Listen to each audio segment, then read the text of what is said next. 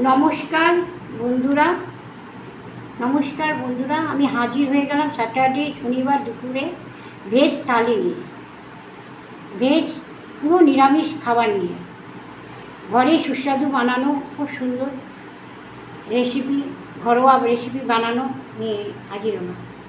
গরম গরম আতপ চালের ভাত, তার সঙ্গে স্লাদে আছে শসা, লেবু আর কাঁচা লঙ্কা আর নুন, তার সঙ্গে দিচ্ছি ঘি,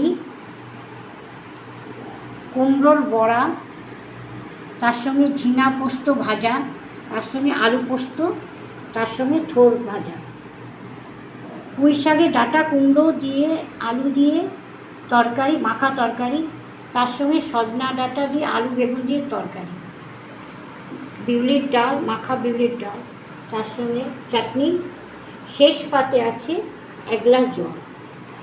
কেমন লাগছে আমার রেসিপিগুলো, ঘরোয়া রেসিপিগুলো? ভালো লাগলে কমেন্ট করুন, বেশি বেশি শেয়ার করুন, সাবস্ক্রাইব করুন, আমাকে সাপোর্ট করুন। সুস্থ থাকুন, ভালো থাকুন, ধন্যবাদ।